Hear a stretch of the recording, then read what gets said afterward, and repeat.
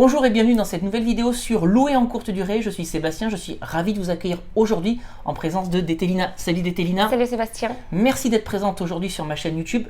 Aujourd'hui, tu vas nous expliquer dans cette vidéo comment tu as réussi à réaliser dans l'immobilier des plus-values à plusieurs centaines de milliers d'euros. Est-ce que tu es d'accord avec ça? Absolument. Eh bien écoute, merci et ça se passe tout de suite sur louer en courte durée.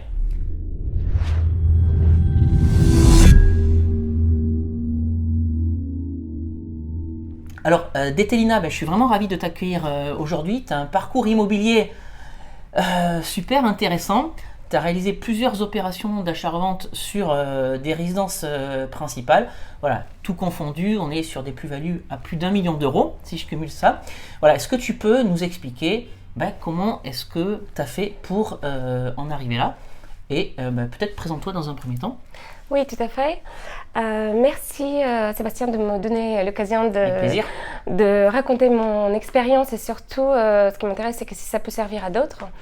Donc je m'intéresse à l'immobilier depuis plus de 15 ans, mais j'ai vraiment compris l'effet de levier il y a un peu plus de 5-6 ans, quand j'ai commencé à investir à Paris, notamment en petite couronne, dans des villes qui avaient un potentiel économique de développement, mais qui n'étaient pas très connues par le grand public.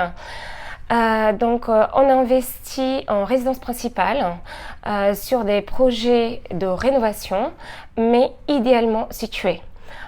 Donc, il y avait un prolongement du métro, il y avait déjà des entreprises qui étaient installées, les taxes locales étaient très basses, donc ça attirait déjà pas mal de monde.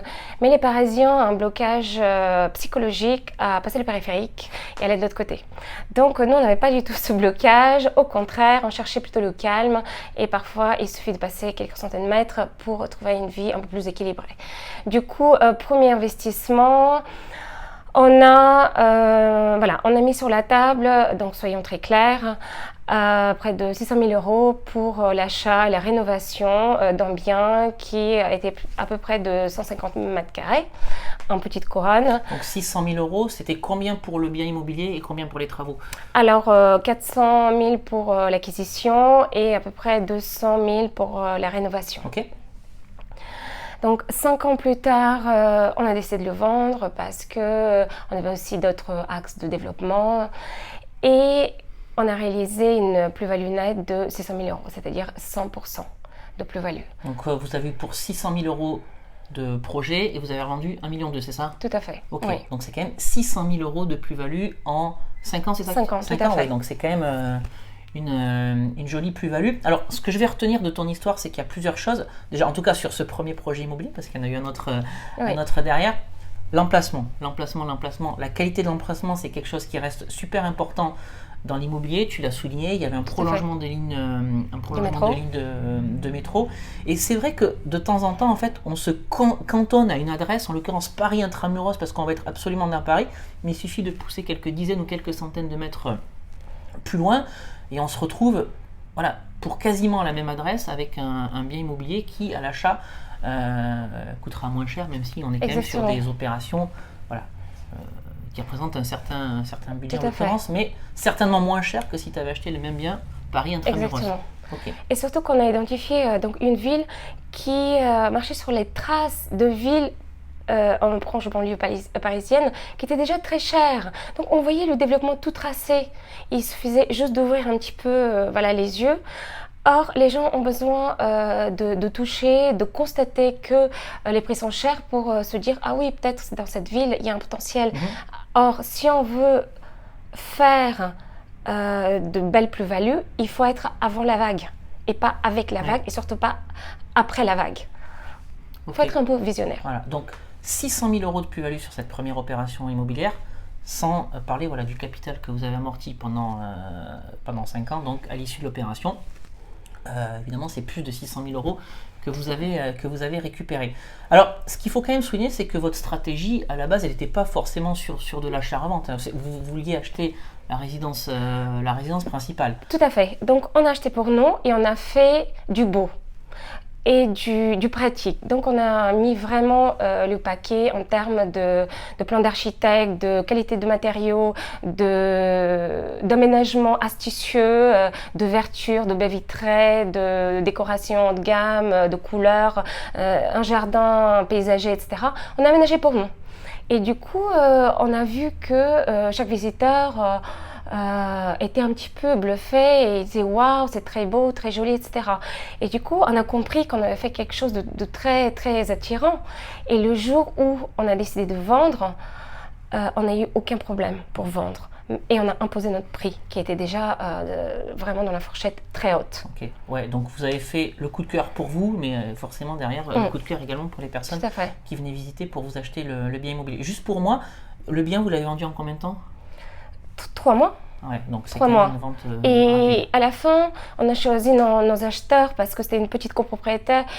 On voulait vraiment vendre à des gens bien, qui avaient le même mindset que nous, mais on pouvait faire les enchères. On s'est senti mal à l'aise, on dit stop, ce prix est déjà assez élevé, on arrête là. Mais on pouvait faire monter les enchères.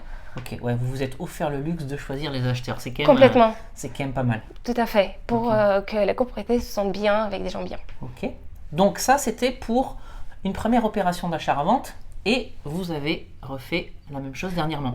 Tout à fait, on a eu la chance de trouver un autre bien, beaucoup plus grand, cette fois-ci dans la même petite ville qu'on connaissait déjà assez bien, on avait nos appuis. Donc la même ville, hein? La même ville, Okay. tout à fait. Cette fois-ci, pour une superficie de 300 mètres carrés. Double? Le double, exactement. C'était trop grand pour nous. Du coup, on a décidé de séparer le bien en 4 lots.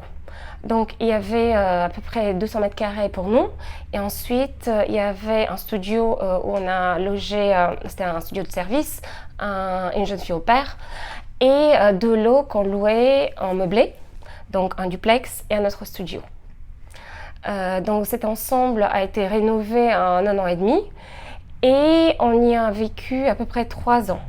Donc pour des raisons professionnelles, encore une fois, on a décidé de vendre, mais encore une fois, on a fait pour nous, voilà. À la base. Juste avant que tu nous parles des chiffres de vente, sur les chiffres d'achat, on était à combien d'apports, etc. Alors, sur les chiffres d'acquisition, on était sur une enveloppe budgétaire pas loin d'1 million, c'est-à-dire 950 000 euros. Pour les travaux, on a mis environ 500 000, pas loin de 500 000.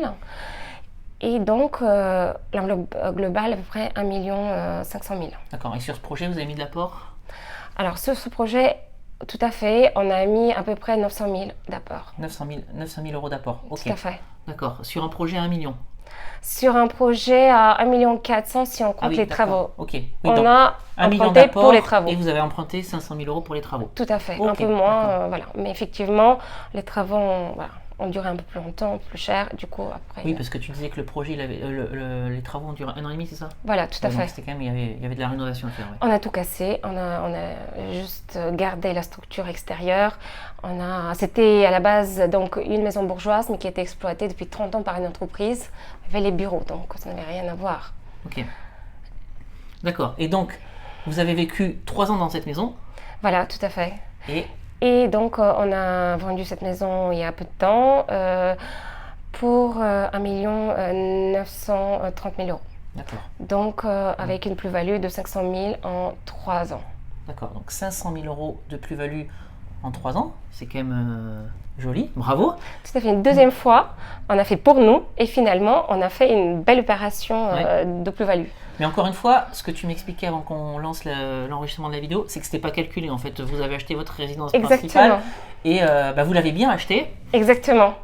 Et on a encore une fois fait vraiment de haut de gamme dans cette maison qui est unique, où j'ai mis beaucoup de moi-même. On a créé une bibliothèque de 1 mètre de hauteur, de 8 mètres de hauteur, bleue, une cuisine sur mesure bleue, commandée au Portugal, avec un toit terrasse, avec des ouvertures en verre, pareil. Donc, effectivement, si j'avais pensé dès le début que je vais revendre, j'aurais pas mis une enveloppe aussi importante peut-être pour les travaux.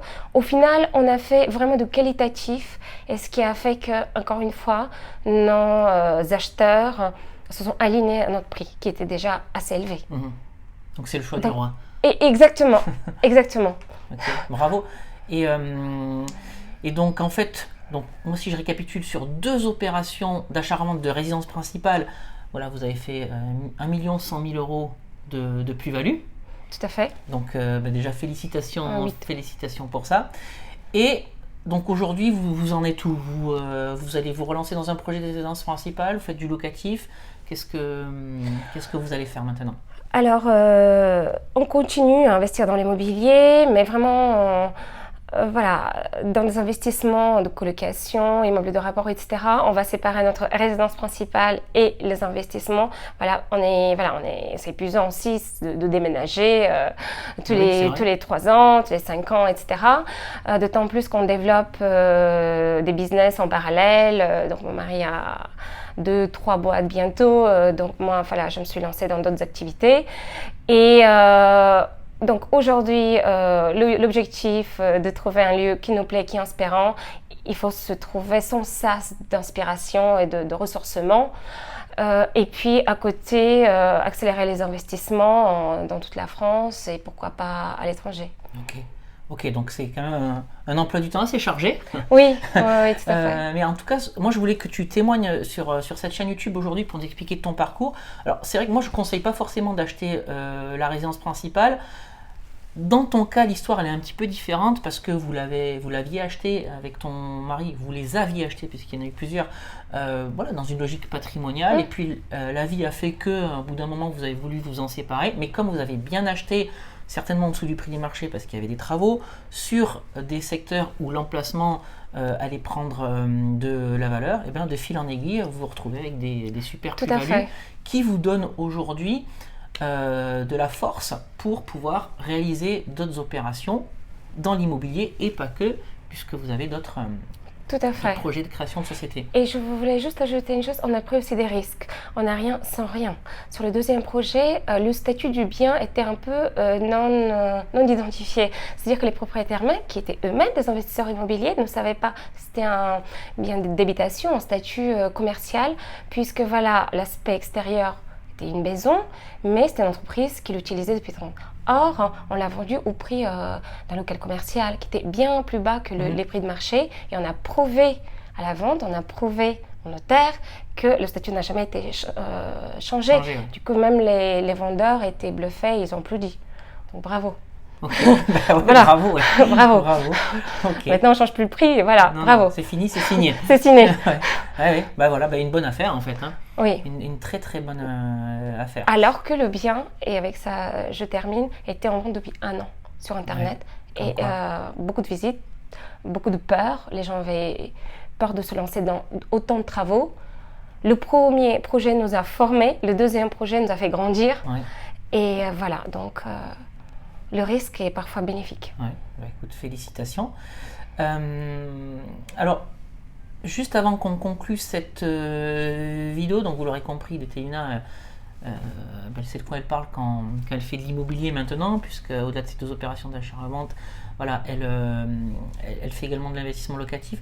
Je crois que tu as un site internet sur lequel tu expliques aux gens comment tu as l'indépendance financière. Est-ce que tu peux nous en dire 2 mots? Tout à fait. Donc mon site c'est Business We Like. Je partage des publications, bientôt des vidéos sur l'investissement intelligent, investissement immobilier. L'objectif étant d'aider les gens à se créer une vie sur mesure, une vie qui leur ressemble, à s'émanciper et ensuite à consacrer toute leur temps, énergie au développement de soi, au développement du réseau, à des activités qui leur tiennent à cœur, à des activités professionnelles dont ils ont toujours rêvé. Voilà. Et bientôt, j'élargirai le champ des publications au thème de l'entrepreneuriat et au développement personnel. Ok. Et donc tout ça grâce à l'immobilier. Exactement. Qui permet d'atteindre son indépendance et surtout ensuite d'activer des leviers pour faire ce qu'on a envie de faire. Exactement. Ok.